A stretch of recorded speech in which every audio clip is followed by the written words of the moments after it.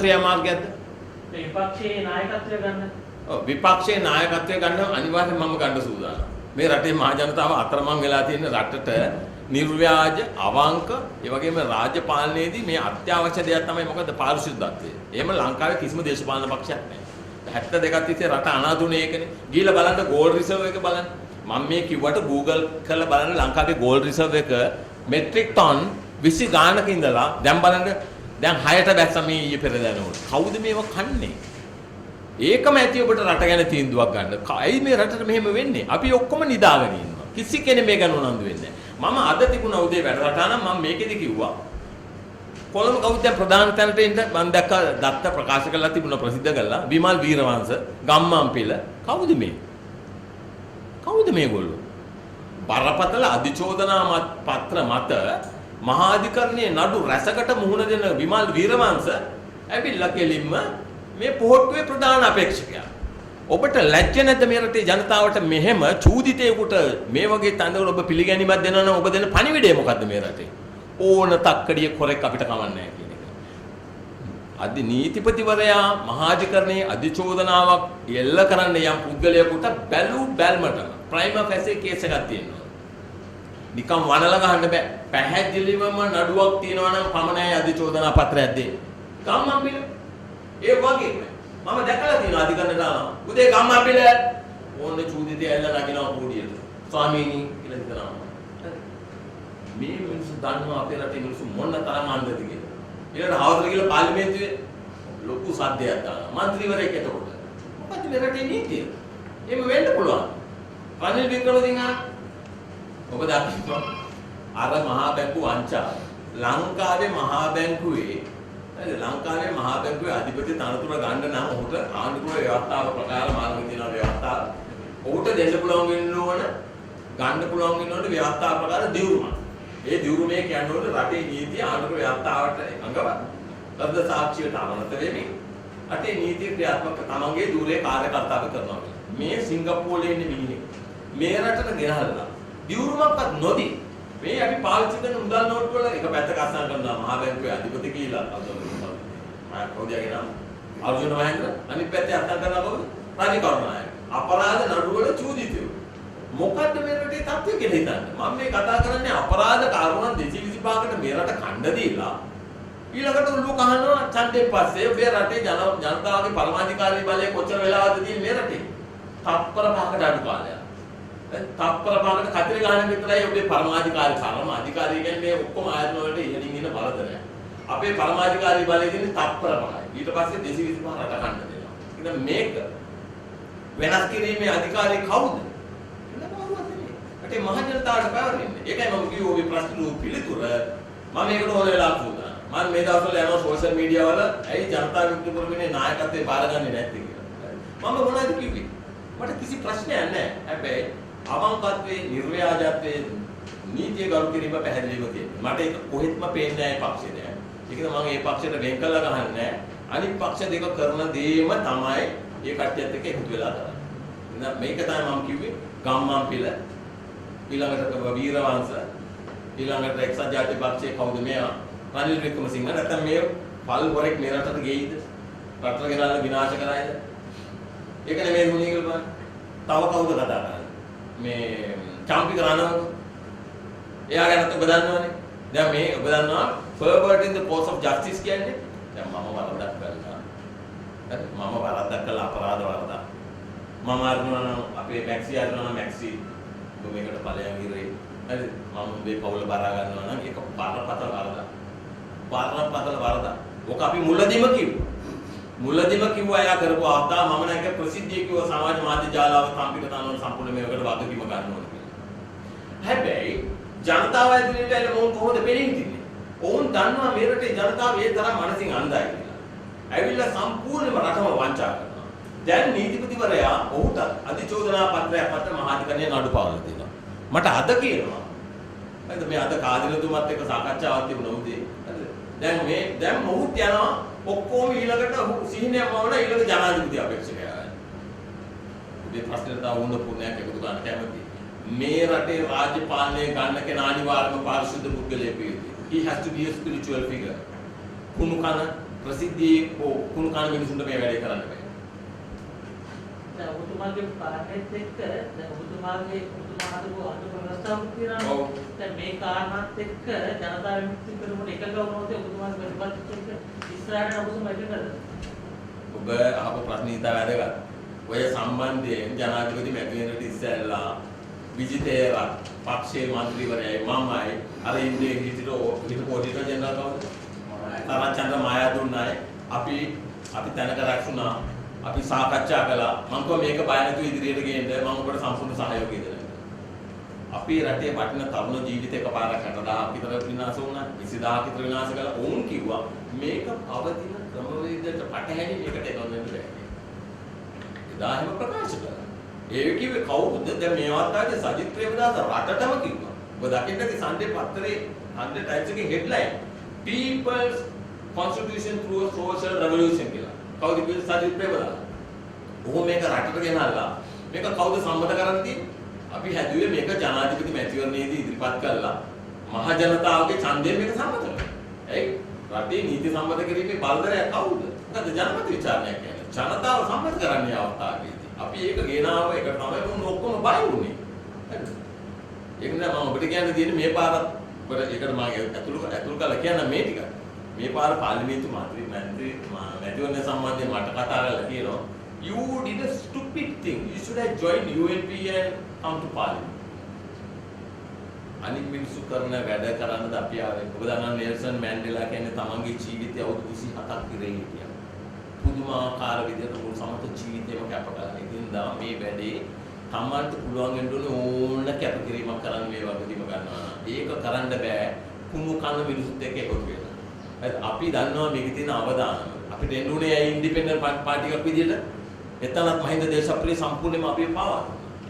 පෙබරවාරි මාසේ 6 වෙනිදා ඉඳලා මේ වෙනකන් එයාට බැරුණා පක්ෂ ලියාපදිංචි කරන්න. අපිව තල්ලු කළා ආවෝ ස්වාධීන වෙන්න. මගෙන් ආන්නේ මේ නුවරින් ඉල්ලන්නේ නැත්තේ, කුරුණෑගලින් ඉල්ලන්නේ නැත්තේ. අපිට පුළුවන් දෙයක් ඉල්ලන්න. අපිට පක්ෂයක් තිබුණා නම් ලාංඡනයක් තිබුණා නම් පුළුවන්. දැන් අපි කොළඹ ගිහනකොට අපේ හොඳ වෙලාවට අපේ පක්ෂ ලාංඡනයම හම්බුණා. පල්ලිය අපි කොස්ගෙඩියෙන් ඉල්ලන්නේ කුරුණෑගලින්. අය දෙල්ගෙඩියෙන් ඉල්ලන්නේ නුවරින්. ඒක ඔහුගේ වගකීම. ඔහු තමයි මේකට වග කියන්නේ. මේ වාතාවරණය කියන්නේ මැතිවරණ ප්‍රසාරිස්වරය අසරණ වෙලාද? පැහැදිලිව ඔහු බරපතල වැඩි ගොඩක් කළා. පූල් මහත්තයාගේ ප්‍රකාශය ඔබට මතක ඇති ජනාධිපති මැතිවරණයේදී ඔහු ප්‍රසිද්ධියම කිව්වා කාටද ගෝඨාභය රාජපක්ෂට ඡන්ද ඉල්ලන්න බෑ. ඔහු දිතු පුරසිය කියලා. මොහු තමයි ඒක සම්පූර්ණයෙන්ම යටපත් කළේ. දැන් මම ඇවිල්ලා බ්‍රිතාන්‍ය පුරවැසිභාවය අත්හැරලා ඒ සර්ටිෆිකේට් එක මැතිවරණ කොමිසමට දුන්නා. දුන්නාට පස්සේ පූල් මහත්මයා තමයි කිව්වේ මම ඉදිමත් පුරවැසිභාවය අත්හැරියා කියලා. මොහු මොනවද කළේ? රටම මොහු දන්නවා මේ රටේ මහ ජනතාව වන්දන්න ඕන විදිය රවටන්න ඕන හැටියට. දියුරුම් පැසමක් දීලා. හරි. මම මැතිවරණ කොමිසමේ සභාපති නා. ඔබ නාම යෝජනා දුන්නාම මම දැනගන්න ඕනේ මගේ වගකීම ඔබ සුදුසුකම් සපුරා තියෙනවා කියලා. ඒක තියෙනවා නම් අවශ්‍යතාවයක් නීති ප්‍රකාරව දිස්ත්‍රික්කවලදීකට ඉල්ලන්න බෑ කියලා තියෙනවා. මම හොඳම දන්නවා නම් ඔබ දිස්ත්‍රික්කවලදී පුරවැසියෙක් කියලා මගේ වගකීම තමයි ඔබට කියන්න ඕනේ වහම ඉදිරිපත් කරන සර්ටිෆිකේට් එක. දියුරුම් පැසම් 1000ක් දෙන්න බැරි. අර උසාවිය ළඟට යන්න ඕන වෙලාවක චොක් ගාලා ෆීල්ඩ් එක ගහලා ඕන දියුරුම් පැසමක් ගන්න පුළුවන්. එහෙම කරපු මහින්ද දේශප්‍රිය ඕන දෙයක් කරයි. දැන් මේ අවස්ථාවේදී ඔහු බරපතල අවධානම මොන දෙයක් දෙන්න දැන් ඔහුගේ ඇතුළත පැත්ත රටේ මහ ජනතාව ටිකින් ටික දන්නවා. මම අර ගැහුවම ඔබට මතක ඇති ඔහුගේ පුත්‍රයා පිටරට ඉඳලා එන්න ගියාම මගේ දුවක් ඉන්නවා ලන්ඩන් වල මට කියනවා මේ කතා කරලා මේ කට්ටියට කතා කරලා දුව ගෙන්නන්න කියලා. මේ අපි ඇද ප්‍රතිපත්ති කරන්නේ. අපි කුණු කන්නේ. හරි. ඒ අවස්ථාවේදී හූල් මහත්මයාගේ දුව හිටියේ එංගලන්තේ. දේශප්‍රියගේ එයාගේ හිටියේ පුතා පිට මොහු ලැජ්ජ නැතුව තමන්ගේ ධූරය අවභාවිතා කළා. තමන්ගේ පුතා ගෙන්නන්න ඒක අවභාවිතා කළා. පුතාලා වොලියුමක් ඉල්ලගෙන ඒක කොටාබේර දින පුතා ගෙන්නනවා. කොච්චර ලැජ්ජ නැති වැඩක්ද කියලා බලන්න කියන්නේ. තමන්ගේ ධූරය අවභාවිතා කිරීම නෙවෙයි. ඒකෙන්ම මම ඔහුට බල කළා. ඔබ වහාම මේ ධූරය අත්හැර යන්න ඕනේ. ඔබ මේක පාවා. මම බැලුවා රටේ මහ ජනතාව කියනවා නෑ ඔබතුමා යන්න එපා. ඔබතුමා අපිට හරි වැදගත්. ඔන්න අපිට වැරදි සිතන්න. අපි මහින්ද දේශප්‍රිය මහත්තයා ස්වාධීන නිදහස් මැතිවරණ කොමිෂන් සභාවක් නෙමෙයි පවත්වාගෙන යන්නේ. සම්පූර්ණයෙන්ම වැරදි. ස්වාධීන හා නිදහස් මැතිවරණයක් නම් මම ඔහුට කිව්වම අර හන්දියේ මෙහෙම දෙනවා මේ හන්දියේ මෙහෙම දෙනවා අපි විතරක් අපේ නීතිය කාටත් අදාළ වෙන 74 වන වගන්තියේ තියෙනවා කෙලිම පාර්ලිමේන්තු මැතිවරණ නීතියේ අපේක්ෂකයාගේ ෆොටෝග්‍රාෆ් එක දාන්න බෑ. අපේක්ෂකයාගේ අංකය දාන්න බෑ මනාප අංකය. අපි ඔක කිසි තැනක කැරුවේ නැහැ. ඔබ දකින්න ඇතුලේ කිසිම තැනක අපි දාපු එකත් අපි වැහුවා. ඔව් මේ මහත්මයාගේ ගෙදර තියෙනවා. මැක්සි ආලස් මහත්මයාගේ ගෙදර තියෙනවා ලොකු බෝඩ් එකක් අහලා ඌගේ ෆොටෝග්‍රාෆ් එකක් දාලා අංකෙත් වහලා දාලා තියෙනවා. හැබැයි අපි ඡන්දේ ඒ වෙලාවේ ගෙදර මැතිවරණ රැස්වීමක් තියෙනවනේ අපි ඒ වෙලාවට ආදිනවා. අපි කවුරුත් රටේ නීතියට ගරු කරන්නේ. කවුද ගරු කරන්නේ කියලා බලන්න. ඔබ මේ ලංකාව පීරා බලන්න හැම තැනම මේගොල්ලෝ ගහගෙන නැද්ද කියලා බලන්න. ඔය ලොකු කට්ටිය ඔක්කොම ගහගෙන නැද්ද කියලා බලන්න. එහෙම රටේ නීතිය ගරු කරන්නේ නැති මිනිසුන්ගෙන් ඔබ කොහොමද බලාපොරොත්තු වෙන්නේ මේ රටේ මිනිස්සු පාලනය අරගෙන රටේ නීතිය ක්‍රියාත්මක කරන්න කියලා. මම ඒක කියන්නේ දේශීය මම ප්‍රසිද්ධ වුණා. දැන් ඊයේ සිද්ධියක් වුණා මේ ඔය ඉන්දිය ගැන කතා කරලා ඊයේ මොරටුවේ සිද්ධියක් වුණා ජනතාව ගිහින් පොලිසියට කෙරුවා. ඔබගේ පැත්තෙන් ඔබේ සිද්ධිය දන්නවද? දැන් කතා කරන කතාව. ඔව් මොකද හිතන්නේ මේකයි. මේ රටේ ආණ්ඩුවේ ගාථාවේ තියෙනවා කුරුර ආංශික මදේ සාගර මලපු සිද්ධිය ගැන ඔබ කියන්නේ කරුවට පස්සේ. ඔබ දකින්නවානේ පොලිසියට වගකීමක් තියෙනවා හැතිරෙන්න. තමන්ගේ ජීවිත ආරක්ෂා පිළිබඳ තියෙනවා ඔබ දන්නවානේ ඒකත් ඇර ඕන කෙනෙකුට දෙන අයිතියක්. මගේ ජීවිතයට තර්ජනයක් තියෙනවා නම් අද ජීවිතයට තර්ජනයක් තියෙනවා නම් වහා මට පුළුවන් මට එන එක නම් මරන්නත් මට අයිතියක්. මේ පාර යන වාහනයක් හරිද? ඔබ දන්නවා පොලිසිය කොච්චර පාර යන වාහන වල මිනිස්සුන්ට වෙඩි දීලා මරනවාද කියලා මේ රටේ මොනක්වත් නීතියක් ක්‍රියාත්මක කරනවා. මේ රටේ ක්‍රියාත්මක වෙනවා. ඔබ දකින්න අනන්තවත් ඒක වෙනවා. ඇයි යාට ටයර් එකට වෙඩි තියලා නවත්තන්න බැහැ? ඇයි අර යන මිනිස්සුන්ට වෙඩි තියලා? උන් දන්නා රටේ නීතියක් නැහැ. මට මතකයි ලන්ඩන් වල අද G8 සමිට් එකේ ටොම් කැන්ලින්ටන් කියලා කෙනෙකුට වෙඩි තිය පොලිසිය බැටන් charge එකක් වෙලා බැටන් එකෙන් ගහලා එයා මිය ගියා. කවුද ඒක වීඩියෝ කරේ? BBC එක. අපේ රූපවාහිනිය වගේ. අපේ රූපවාහිනියට එහෙම දෙයක් කරන්න පුළුවන්. කම්පදාපත්. අන්තිමට බ්‍රිතාන්‍ය රජයට සිද්ධ වුණා undisclosed amount එකක් වන්දියයිද කියලා. අපිට කිව්වේ නෑ රටට කොච්චරක් දුන්නාද කියලා. අපේ රටේ තියෙන ප්‍රශ්නය රටේ මහ ජනතාව දන්නේ නෑ තමන් කවුද කියලා. ඒකනේ ගිහිල්ලා අර මහින්ද රාජපක්ෂගේ ෆොටෝ එකක් බිම දාලා වඳින්නේ. හරිද? ඒකනේ ගිහිල්ලා මේ ඔක්කොම වංචාකරුවෝ ඉදිරියේ දන ගහන්නේ. මම ඒකයි කිව්වේ මම කිව්වා මම මේක කියන්න අද මම වීරවාස ගැනත් මම කියන්න මම කිව්වද ඉතින් වීරවාස ගැන. වීරවාස කියන්නේ නඩු ගණනාව චූදිතේ. පාරපතල නඩු ගණනාව චූදියක දැන් මොන් දැන් ඇවිල්ලා මහා අර ඉස්සෙල්ලා වගේ. විමල් වීරවාසගේ මම චූදිය හැටියට කුඩියෝ ලගිනවා. ඊළඟට ඇවිල්ලා මට පුදුම හිතෙනවා ලංකාවේ මාධ්‍ය ඔක්කොම ගිලා ඊළඟට වට කරගන්නවා. ඒ ඔක්කොම එහෙමයි. කොච්චර චූදිතව මේ පාර්ලිමේන්තු මැතිවරණයට ඉදිරිපත් වෙන්නේ ඇයි? ඇයි ඒකට නාම යෝජනා දෙන්නේ? රටේ මහ ජනතාව මේකට උන්ට ප්‍රශ්නයක් නෙමෙයි. රටට විනාශ වුණ ප්‍රශ්නයක් නෑ. මුන් දෙන මම එක කියන්නේ විශේෂයෙන් තරුණ ප්‍රජාවට මම ඉන්නනේ ඔබෙන් ඔබට ලොකු වගකීමක් තියෙනවා මේ අර අහිංසක මිනිසුන්ගේ අද මේකේ තියෙන ජාත්‍යන්තර දූෂණය පිළිබඳ ප්‍රඥාප්තිය මෙන්න මේ දේ තියෙනවා. රටක දූෂණය හොඳටම හිසේ සෙව්වම ප්‍රජාතන්ත්‍රවාදයේ යටපත් වෙනවා. නීති ආධිපත්‍යය යටපත් වෙනවා. මේ ප්‍රඥාප්තිය තියෙන හැඳින්වීම. අධිකරණයේ දන ගහනවා මේ ඔක්කොම ලංකාවේ වෙලා ඉවරයි. ජනතාවගේ මූලික අයිතිවාසිකම් සම්පූර්ණයෙන් යටපත් වෙනවා. සමාජ සුබ සාධනය සඳහා තියෙන මුදල් මංකොල්ල කරනවා. මේක ලංකාවේ වෙලා නැද්ද? ඔක්කොම වෙලා ඉවරයි. මේක වෙලා ඉවරයි. මේක වෙනස් කරන්න තමයි අපි ආවේ ඉදිරියට කිසිම වාසියක් ලාභයක් නැතුව විනිවිද පෙරමුණ මේ විදිහට ආවේ කොළඹ දිස්ත්‍රික්කයේ ස්වාධීන සංගණනාවක් හැටියට මේ පළිය ලකුණේ ආයේ මේ ඔය ප්‍රධාන පක්ෂ දෙකවත් ජවිපේවත් ඔය කිසිම කෙනෙක් කරන්නේ නැති වගකීම අරගෙන ආවේ අපි දන්නවා ඒක අමාරුයි. කවුරු අපිට ඉල්ලුවත් ඒ පක්ෂ වලින් ඉල්ලන්න අපි ප්‍රතික්ෂේප කළේ ඇයි? ඒගොල්ලන්ත් එක්ක ඉල්ල මේ ගමන යන්න බෑ. දැන් මම අර කාගේ දිබුවක් හැටියට දැන් අඟුලාන සිද්ධියේදී ජනතාව ඉල්ලන්නේ යුක්තිය. ඔව් යුක්තියක් ඉස්තරනේ නෑ. දැන් දැක්කනේ බල බොරැල්ලේද කොහෙද අමාත්‍යවරයෙක්ගේ පුතෙක් ගිහිල්ලා පොලිස් ඔෆිස් කෙනෙක් යට ගහලා මැරුවානේ. කවුද මහින්දානන්දගේ කොහොමද සිද්ධියක් වුණා නේද? මැරුවානේ යුක්තියක් ඉෂ්ට වුණා. චාම්පික රණවක ගිහිල්ලා අර එක්කෙනෙක් එතනදී යුක්තියක් ඉෂ්ට වුණා. මේ රටේ කොස්ගෙඩිය වරගම් කරපු වෙන්නේ එක මිනිහක් බැංකුව වරගම් කරපු වෙන්නේ එක මිනිහෙක්. මම හොඳට දාන නිදර්ශනයක් දෙන්නම්. මගේ මිත්‍රයෙක් මාත් එක්ක එකට නීති විද්‍යාලයේ බින්සර දිසානායක. ඕස්ට්‍රේලියාවේ කවුද ලේඩි කෙනෙකුට මිලියන් 8.9ක් 10ක් මොන හරි වංචාවක් සම්බන්ධයෙන් උට අධිකරණයේ මහාධිකරණයේ අධිචෝදනාවක් මත නඩු පැවරුවා. ඒ එක්කම ගියා ලලිත් විරුදුංගට නඩුව. මිලියන් 600 ගණන්. අතන මිලියන් 8.9. මෙයාට අවුරුදු 3ක් දඬුවම් කළා. අන්න තාමත් හිරේ. අතුලත් ලලිත් විරුදුංගට අවුරුදු 3ක් දඬුවම් කළා. ගියා ගෙදර ගියා. මං දන්නේ සතියක්වත් හිටියද කියලා. ඒකෙන් ඔබට පේනවා ආණ්ඩුක්‍රම ව්‍යවස්ථාවේ 12 වෙනි වගන්තිය කියනවා නීතිය හමුවේ සෑම පුරවැසියෙකුටම සමාන රැකවරණය, සමාන අයිතිය ඇත්තේ. මෙරට ඒක නෑ. ඒක තමයි මේ රටේ කිසි කෙනෙක් World Justice Day යුක්තිය සඳහා වූ දිනය මේ රටේ සමරනවා. නෑ අද බලන්න ගිහලා ගෙදර ගිහලා ඉන්ටර්නෙට් එකට ගිහලා ගහලා බලන්න World Justice Day ලෝකේ වෙන රටවල සමරන හැටි. මේ රටේ ප්‍රධානම හේතුව අපි රටක් හිටියට අතරමං වෙන්න ප්‍රධානම හේතුව තමයි ඔබ කවුරු පිළිගත්තත් නැත්නම් මේ රටේ නීති අධිපතිය යටපත් වෙනවා. දැන් අපි කතා කරමු මේක මේ අදට අදාළ දිනයක් වැදගත් දිනයක්. ආයතන 31 වෙනිදා ආයෙ නඩු වෙනවා. කොයිකද? මේක එනවා යනවා. අර මොකද කතාවක් තියෙනවද බාලගිරි දේශේ මොකද හෙටත් මොකද ළඟදී වගේ තමයි. ඒ වගේ තමයි බාලගිරි දෝෂය තමයි. දැන් 20 වතාවකටත් වැඩි මේක කල් කියලා තියෙනවා. අධ්‍යක්ෂක ජනරාල්වරිය පැහැදිලිව අධිකරණයට දැනුම් දීලා තියෙනවා. මේක බරපතල බදු වංචාවක්. අපි පෙන්නුවා එකම ඉන්වොයිස් එකම වාහනේට එකම එන්ජින් නම්බර් එකට චැසි නම්බර් එකට ඉන්වොයිස් දෙකක් BMW ජර්මනියේ කිව්ව පැහැදිලිවම මේ වාහන වලට සම්පූර්ණ අපිට මුදල් හම්බුණා. BMW ඒතකොට ජර්මන් කස්ටම්ස් එක කිව්ව මේ ඔක්කොම වාහන ෂිප් කරලා තින්නේ BMW කම්පැනි එක කියලා. නමුත් ලංකාවේ ප්‍රෙස්ටිජ් ඔටෝමොබයිල් එක විතරක් කියනවා. පොර ඉන්වොයිස් එක ප්‍රොඩියුස් කළා.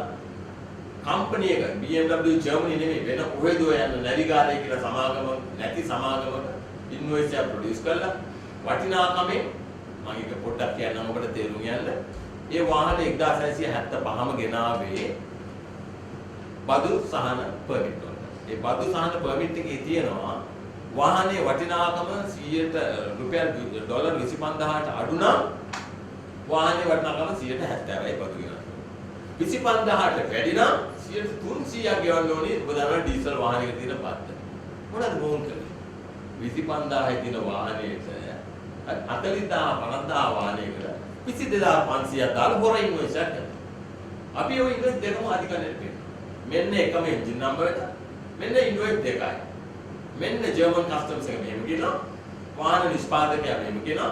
සම්පූර්ණ මුදල් ලැබුණා කියලා. මම ඉංග්‍රීසි ඉඳලා ලිව්වා ජර්මන් කස්ටම්ස් මේ BMW එක. මම ඔබට බරපතල ප්‍රශ්නයකට මුහුණ දෙන්න වෙනවා. ඔබ දන්නා ෆෙයාර් ට්‍රේඩින් කියන එක යුරෝපයේ බොහොම බරපතල දෙයක්. මම BMW එක මැනුෆැක්චර් කරනකොට ඔබ Mercedes එක මැනුෆැක්චර් කරනකොට එහෙම නැත්නම් ඔබ Audi එක මැනුෆැක්චර් කරනකොට ඒ වාහනේ නියම මිල ලෝකෙට ප්‍රසිද්ධ නොකර හොරයක් කළොත් යුරෝපයේ නීතිය බහම දරුණුයි. මම කිව්වා BMW එකට මේකට සම්පූර්ණ සහයෝගය දක්වන්න ඕන රේගුවට කියලා. ඕන් ඒකට ලිඛිතව දැනුම් දුන්නා මට.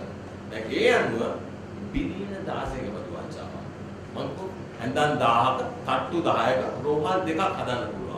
මේ කොරෝනා වසංගතයේදී ඒ වගේම මේ තරුණයින්ට කිසි දෙයක් කරගන්න ඉර වෙලා ඉන්න අවස්ථාවකදී ආයෝජන කරන මුදලක් නැති අවස්ථාවකදී රජයට දායක දේවල් කරන්න පුළුවන්. මම ගෝඨාභය රාජපක්ෂ ජනාධිපතිවරයාට කිව්වා කරුණාකරලා මේකට මැදිහත් වන්න. මේක උසාවියේ පැත්තකට දාන්න. මේකට රටේ නීතිය ක්‍රියාත්මක කරලා මේක රිකව කරන්න කියලා. දෙන්නේ නැහැ. ඒකද ආයි 31 වෙනිදා මේ නඩුව එනවා. මම මේ රටේ ප්‍රජාවගෙන් ඉල්ලීමක් කරනවා. මේ නඩුව අපි කලේ 7-5ක නඩු ගන්නත් ඔබේ හට නගන්න. අපි හොඳටම ඇති දැන මොකද 72ක් තිස්සේ මේවා බලාගෙන හිටියේ. ජනතාව කිව්වා 225 ඇතුළට දාලා මේ පාර්ලිමේන්තුවට දාලා බෝම්බ ගහන්න ඕන කියලා. දැන් ඔබේ අදහසුත් අනුව මේ 225 හොඳ නැහැ. නමුත් ඔබේ යන්නේ 225ට පත් වෙන්න නේද? දැන් ඔබ දන්නවනේ නාගානන්ද 225ට පත් වෙන්න කියලා වහන්නේ. අපේ ඔබ දන්නවා අපි නාම යෝජනා දෙන අවස්ථාවේදීම අපේ 22 දෙනා අපි කලේ පළවෙනි දේ මොකක්ද? අපි විනිවිද නම් මම කිව්වා අපි අපේ වත්කම් රටට හෙළි කරන්න. අපි රටට අපි සියලු දෙනාගේම වත්කම් හෙළි කරලා මැතිවරණ කොමිසමට ලිඛිතව අවසරයක් දුන්නා. මොකද මැතිවරණ කොමිසම මේක හෙළි කළොත් ඔබට ජනමාධ්‍ය වලින් ඔහු වරදක් කරනවා. 225 නීතිය හදලා තියෙන්නේ එහෙම. ඔහු අපරාධ වරදක් කරනවා. ඒකද අපි කොහොනේ ඔබ බය නැතුව හෙළි කරපන්. අපි ඔක්කොගේම වත්කම් දීලා අපි ප්‍රකාශිතව බලය දුන්න මැතිවරණ කොමිසමට. මොකද අපි ආවේ 225 මේ කරන අපරාධයෙන් රට ගලවා ගැනීම. කිසිම ලාභයක් අපි ඔබට මේක බලන්න පුළුවන් මොකද? ආයේ මේ car permit, liquor permit, decentralised budget, pension ඔය කිසිම දෙයක්. වැලි පර්මිට් අපි ආවේ මේක දැන් ඇති. 225 මේ රටේ කරපු දේවල් ඇති. මම ඔබට කියන්න එක දෙයක් මේ අවස්ථාවේදී ඔබ මම ආපු ඉඳලා 225. ඔබ දන්නවා පර්මිට් කේස් එක. මම දැක්ක අර මොකක්ද අර තිරස පැතිකඩ වැටරටහනේදී එරාන් වික්‍රම ඕකේ ප්‍රශ්න කරනවා පැතිකඩ වැටරටහන මෙහෙවන බන්දුල ජයසේකර දැන් මේ පර්මිට් තිබුණානේ ඔබ දැන් අර නඩුවක් තියෙනවා අධිකරණේ ඔබ මොනවද මේ ගැන හිතන්නේ ලැජ්ජ නැතිකම බලන්න ඕකේ නෝ ඔබම දන්නවා සමහර රුපියල් මිලියන 8කට 9කට 10කට පර්මිට් තිබුණලා තියෙනවා ඉතින් ඔක 60න් බෙදලා බලන්න මාර්කට් කීයද හම්බ වෙන්නේ කියලා. ඉතින් ඕක ලොකු වංචාවක්. මේ පාරිශුද්ධ මිනිස්සුන්ට පෙනී හිටින අය මේ විදිහට කතා කරනකොට ඔබ දන්නා මේ නඩුවේ කී දෙනෙක් ඉන්නද චූදිද? මාත්‍රි 100 ගාණක්. ඔය වීරවංශලා. හරිද? වීරවංශය කියලා හොඳම ඔය නඩු ගණනාවක චූදිතේ. ඔහුගේ වාහනේ පර්මිට් එක ඔහු ඉතාම ස්රූට් මිනිහෙක්. කපටියෙක්. වුණාද කියලා. උදාහරණ නාගරද මේකට ඇහැ ගහගෙන ඉන්නේ අල්ලනවා. මම අධිකරණයේදී එක දවසක් කැවුවා වීරවංශගෙන් මට පර්මිට් එකක් හොයලා දෙන්න බැරිද කියලා. මම මේ අලුත් කතාවක් කියන්නේ. මට වාහනයක් ගේන්න පර්මිට් එකක් හොයාගන්න දෙන්න මන්ත්‍රී පර්මිට් එක. මට මේ තොරතුරු ගොඩක් ලැබුණේ පාර්ලිමේන්තුවේම තමයි. ඕකේ නම් මගේ පර්මිට් එක නම් දීලා ඉවරයි මම උත්සාහයක් ගන්නවා. ඔව් අපටිකම කියන්නේ උන් දන්නා මම පර්මිට් එක විකුණපු හැටියෙම මම රේගුවෙන් ගන්න ඔක්කොම දත්ත ඔබට මතක ඇති මේ දත්ත ගන්න ගියාම චූලානන්දයක දෙන්න ප්‍රතික්ෂේප කළා මට සුප්‍රීම කෝට් එකට යන්න ඕන. දැන් මේ 19 වන වගන්ති ප්‍රකාර ඔබට අයිතිය දුන්නා ඕන තැනකින් මහජනතාවගේ තොරතුරු ගන්න. ඔබ ප්‍රසිද්ධ කරේ මේ ප්‍රසිද්ධ මේ තොරතුරු දෙන්න බෑකම සුප්‍රීම කෝට් එකට ගිහලා තමයි මේ තොරතුරු ගත්තේ. හරි. ඒ අවස්ථාවේදී මොහු කලේ මොකද? RMV ගිහලා වෙන කෙනෙක් පර්මිට් එක අරගෙන වාහනේ ගෙනාපෙටි මම රටට පෙන්නවා. ගම්මන්පිලක වාහනේ ගෙනත් තිබුණ කවුද මේ නෝරේලික් මට මතක විදියට කවුද ගෙනල්ලා පර්මිට් එක එයාගේ නමට රෙජිස්ටර් කරලා. වීරවංශ CAT 9797 වාහනේ රෙජිස්ට්‍රේෂන් නම්බර එකක් මම උඩ කියන්න. වෙන මිනිස්සේ වාහනයක් රෙජිස්ටර් කරලා. හරිද? එයා හැබැයි කපටි කමට කිව්වා ඔබ මගේ නමින් දුවපන්. හරි. මේකේ ඒකින්ද ඔබ දකින්න මේ රටේ ක්‍රියාත්මක වෙන්නේ අන්නිකර දුෂ්ට පාලනය. අපරාධ කරුවන් රැසක් මාතෘභූමිය නිදහසේ මංගල කරනවා. ඇයි? ඔබ නිදි. අර දිනානේ යුරෝපේ දිනානේ හයිබර්නේෂන් කියලා පීරියඩ් එකක් තියෙන්නේ. සීත ඍතුවට සත්තු ඔක්කොම නිදි. ආයේ ස්ප්‍රින්ග් එකේ සමයකේ තමයි සත්තු නැගිටින්නේ. අපේ රටේ මිනිසුන්ට හැමදාම හයිබර්නේෂන්. හැමදාම බුදියා. අපි 225ට නිදහසේ ඛණ්ඩ දීලා රට මංගල ඛණ්ඩ දීලා අර දෙන තකරමකට වැසිකිලි පෝච්චියකට සිමෙන්ති බෑගයකට අපි ප්‍රයිවට් අවුරුදු 72ක් වල නිදහස් ලංකාවේ ආපු ජනාධිපතිවරු අගමැතිවරු මන්ත්‍රීවරු පොරොන්දු දීලා උපත් වෙන්නේ පොරොන්දුවක් නේද? නෑ සම්පූර්ණයෙන්ම වැරදි. මම සම්පූර්ණයෙන්ම ප්‍රතික්ෂේප කරනවා. නාගානන්ද කවුද කියන එක 78 රේගු දෙපාර්තමේන්තුවේ බැඳිලා 2001 දක්වා කරපු දේවල් වලට බලන්න පුළුවන් විවිධ පෙරමුණ වෙබ්සයිට් එකට ගිහිල්ලා මම මේ රටේ මොකදන්නවා එයා මේ තිබුණ ශිෂ්‍ය එයාලයින් එක පාකිස්තාන එයාලයින් එක ඒ දෙකම මැහුවා මිලියන 871ක පරපතල බදු වංචාවක් airline finance ministry textile ministry රේගු වල කොට ආයතන රසක් සම්බන්ධ වංචාවක් සම්බන්ධව ලොකු හෙලිකිරීමක් කරලාට ඔවුන්ට දැඩිසේ නීති ක්‍රියාත්මක කළා. අවුරුදු 46 රේවියෙන් ගියේ එංගලන්තෙට ගියේ 2001 මම ඔබේ ප්‍රශ්නෙට මේක කියන්න ඕනේ පැහැදිලි උත්තරේ. ඒ යනකොට 46 කියන රේවියු මුන්ද මංගලකාරයෙකුට නම් කෝටි ගණන් වගේ. ඇයි ගියේ?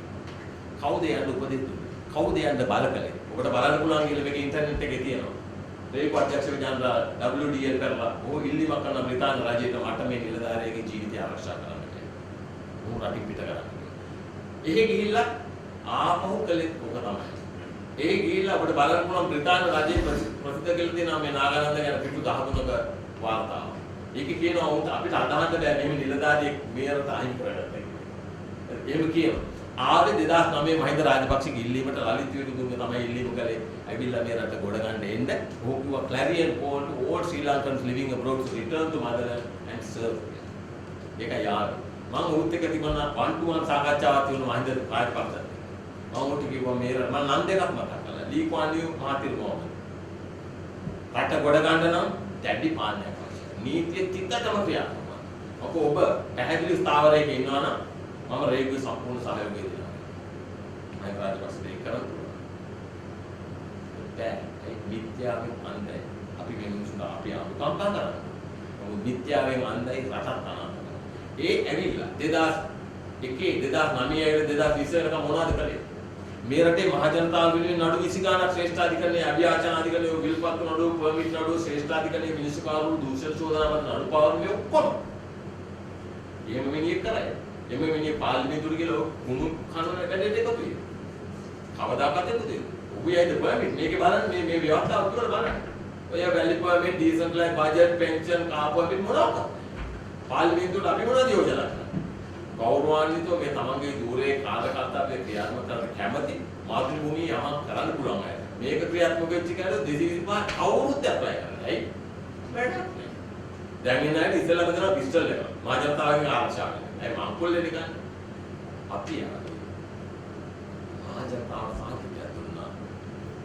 අපි රටේ දිනන මාර්ගයේ මේ 225 ඔය තුන්වෙනි පෙළ දිනගෙන කට්ටිය එදා ඉඳලා කලේ මම ඒකට දැඩි ස්ථාවරයක් ගන්නවා. ඕන් මේවට ඍජුව වගේ කියන්න ඕනේ මේ රට අහන්න කරලා.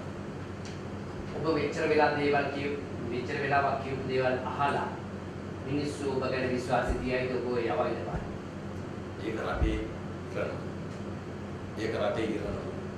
ඔබ දන්නවා නෙල්සන් මැන්ඩෙලා වගේ මිනිස්සෙක් මාතෘභූමිය වෙනුවෙන් අවුරුදු 28ක් ඉරේ හිටියා. ඔබ දන්නවා ඒ වගේම ඉන්දියාවේ හිටියේ ගාන්ධිතුමා ඒ වගේම ෆිදෙල් කාස්ත්‍රෝ එක රැයෙන් එළියුනේ නැහැ. මේ වැඩේ කරන්න නම් මම කියනවා ඔබට දකින්න ඕනේ මොකද්ද? අර ප්ලේටෝගේ කට උත්තරේ මොනවද ඔක් කියන්නේ? ඔක් කියන්නේ හැම විටම ඇවිල්ලා මේ වැඩේ කරන ස්පිරිචුවල් ලීඩර්ෂිප් එක පාරිශුද්ධත්වය අවශ්‍යයි. කුණු කණේට ආයෙත් මේ කරන්න බෑ. ජනතාවට දුන්න අභියෝගය විශේෂ කොළඹ දිස්ත්‍රික්කයේ ජනතාවට විශේෂයෙන් තරුණ ප්‍රජාවට රැවටෙන්න එපා. අර රැවටෙන අයට ඉඩ දෙන්නත් එපා. ඡන්දේ තියනවා නම් නිර්භය ඉදිරියට එන්න. පක්ෂ තුනම ප්‍රධාන පක්ෂ තුන සම්පූර්ණයෙන්ම ප්‍රතික්ෂේප කරන්න. රට ගැන ඔබට වේදනාවක් තියෙනවා නම් අම්මලා තාත්තලාට කියනවා තියෙන දේපලක් විකුණලා හිටන් ඕස්ට්‍රේලියාවට එහෙම නැත්නම් කැනඩාවට යවන්න නෙමෙයි දරුවෝ. දරුවෝ ගියාය එන්න පුළුවන් විදිහට රටේ නීතිය හදමු. පොදු සම්පත් අපි ආරක්ෂා කරමු. අධිකරණයේ ස්වාධීනත්වය පිළිහිලවමු. සිස්ටම් චේන්ජ් එකක් ක්‍රියාත්මක කරන්න තමයි අපි පාර්ලිමේන්තුවට යන්න අපේක්ෂා කරන්නේ. අපි ඒක ක්‍රමයෙන් ගෙන වැඩ පිළිවෙලා. ඒකෙදි එකපාරට කියලා මේක කරන්න බෑ. ඔය සෝෆා එතන ගියාම MCC අපි වගේ අය පාර්ලිමේන්තුවේ ඉන්නවා නම් ඔය හිතන්නවත්. පාර්ලිමේන්තුවට රටේ පාර්ලිමේන්තු මන්ත්‍රීවරුන්ට රජයේ පොදු සම්පත් මවකෝල කන විදිහේ 50 කෙටුම්පත් ගේන්න අපි ඉන්නවනේ. හිතන්නවත්. රුපියල් 15කට පාර්ලිමේන්තු කැන්ටින් එක ගන්න. ඔබ මේ කුඹුපත් එකක් ගන්න රුපියල් 150ක් විතර. ඔබ කරන්න පුළුවන්. ඔබ හිතන්නවත්. ඒකයි අපි ආවේ මේ අපේ පිරිස සීල දෙනවා. මේ එක අපේ දිවිසි දෙන්න. මේ රට කණ්ඩායම නෙමෙයි. ඔබට මේ විසි දෙන්නම බලන්න පුළුවන් අපි දැන් ඩිස්ප්ලේ කරලා තියෙනවා. මේ කිසි කෙනෙක් එකට මේ ආවේ ඒ සාහිත්‍යය ඒක අපි දිවි හිමියෙන් ආරක්ෂා කරනවා. ඉතින් තරුණ කට්ටියට පාලිපාර ඡන්ද දාන කට්ටියට මොනවද කියන්නේ? මම අද දවුදෙත් මේ ගැන කතා කළා ඔබේ ප්‍රශ්නෙට පිළිතුර. මම කියන ඒ දූල පුතාලට ඔබට මේ වෙනකොට රටයි පාරේ ඔබ හිතලා ඇති මම ජීවිතේට මෙරට ඉන්න ඡන්ද දාන්නේ නැහැ. නමුත් අපි ඔබට දුන්නා අමුතු ඔබට ඈත පේන රිදී රේඛාවක්.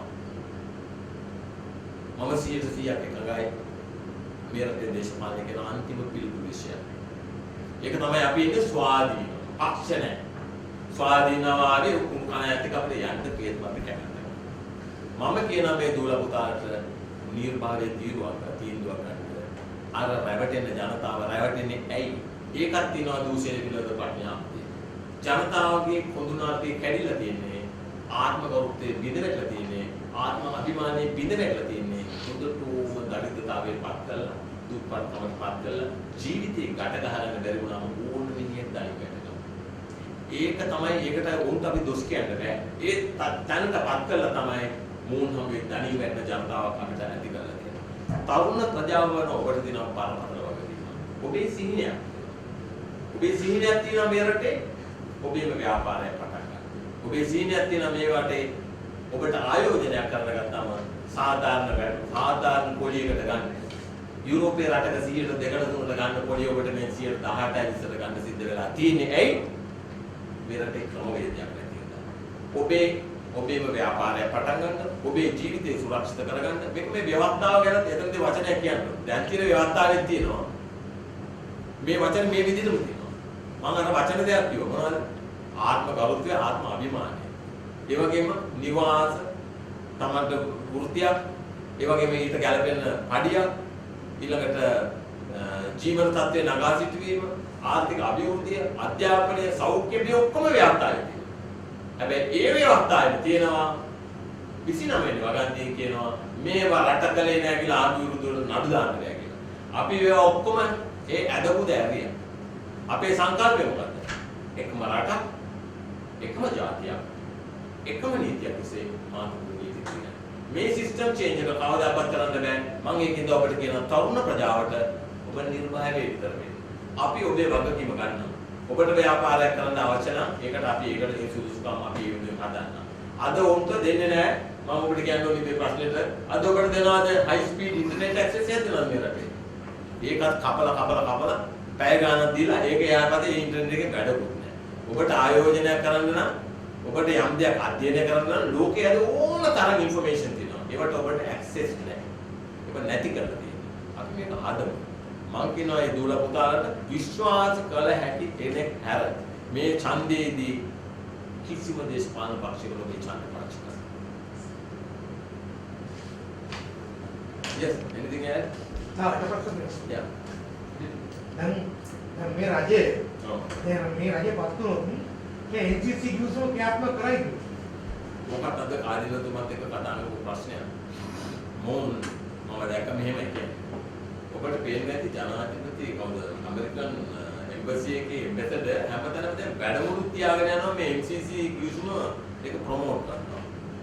ඒ ගිවිසුම මොන් කීයකට තිබුණාද ලංකාව? ඩොලර් මිලියන කීයද? ගිවිසුම කියවන්නේ. ඩොලර් මිලියන 480. ඩොලර් මිලියන 480 කියන ඇමරිකන් කාර්යයකට ව්‍යාපාරිකයට ලොකු මුදලක්. මම ඔක කී පාතාවක කිව්වා බිල් ගේට් ගන්න කියලා හයිඩ්‍රජන් වලින් දුන යොට් එකක් කීයද? මිලියන 500යි. අපි රට විකුණනවා ඩොලර් මිලියන 480කට. අපේ තත්ත්වය බලන්න. මේක මොවුන් ඔය ගිවිසුම් දෙකම. ඒ ගිවිසුමේ බලන්න 8 වෙනි ඡේදය. මේ රටේ නීතියවත් උන්ට යෙදෙන්නේ නැහැ. මේ රටේ වුන් කරන වැරදි වලට අපේ නීතිය අදාළවන්නේත් නැහැ. මේක ඇවිල්ලා රට සම්පූර්ණයෙන්ම පාවා දෙන වැඩ පිළිවෙල. ඔය ගිවිසුම් දෙකම. සෝෆා ගිවිසුමයි ඒ වගේම MCC ගිවිසුමයි මේ රටේ අධිකරණයේ දැනට පොරොන්දු වෙලා දෙනවා මේක අපි කරන්නේ නැහැ අධිකරණ තීන්දුවක් එනකන් කියලා. හැබැයි මේ රටේ අධිකරණයේ තීන්දුව ගණන් ගන්නවා.